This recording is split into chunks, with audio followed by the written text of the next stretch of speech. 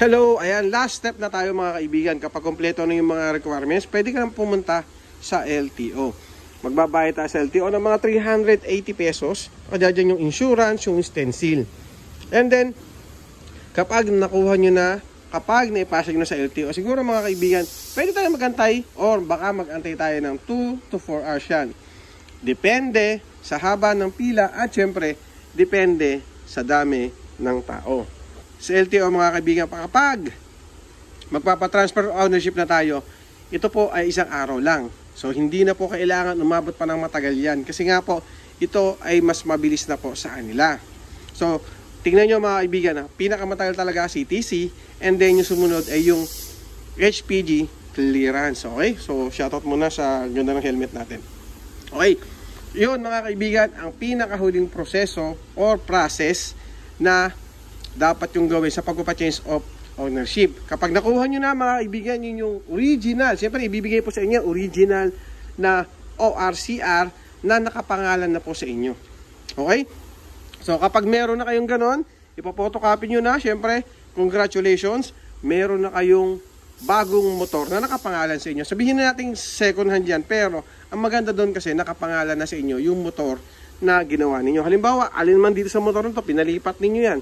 Iyan, nasa inyo na po yan at kayo na po ang tunay na may-ari ng motor niyan. Hindi na po tayo mangangamba, hindi na po tayo matatakot na dumaan sa checkpoint kasi nga po, ito ay napalipat na natin sa pangalan natin. At syempre, dahil sa iyo na yan, ikaw na mismo ang may-ari at ikaw na mismo ang dapat na managot kung ano man na may problema dyan sa motor na yan. Okay? So yan mga kaibigan na, maraming salamat sa sumuporta kay Papa Henry at sa mga sumubaybay sa step 1, step 2, step 3 sa pagpapatransfer of ownership.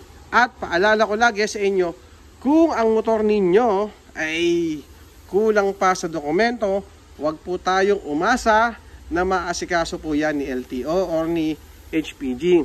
Kailangan kompleto yung dokumento ninyo bago kayo magpunta sa kanila. Huwag para hindi po masayang ang inyong lakad or ang inyong mga leave para sa isang araw, sa dalawang araw na yon. Antayin po natin ang amnesty na ibibigay ni LTO para dito. So, antay-antay po tayo mga kaibigan na darating na po tayo dyan. Siguro mga next week, sana, matapos na kasi nga po, nabanggit po ni Undersecretary Torny Mendoza na naipasa po nila sa DOTR yung kanyang guidelines. Ngayon, approval na lang po ni DOTR kung ito po ay papasa sa kanila or kung may i-adjust pa. So mag-antay-antay po tayo. And then, paglilinaw din, hindi po manghuhuli ang LTO nang hindi pa po nakapalipat sa pangalan nila yung mga nabili nating motor. Tandaan nyo lagi yan na hindi pa po sila manghuhuli. Sinabi din po nila yan na wala pa pong huli kapag hindi pa po tayo nagpa-transfer of ownership. Okay?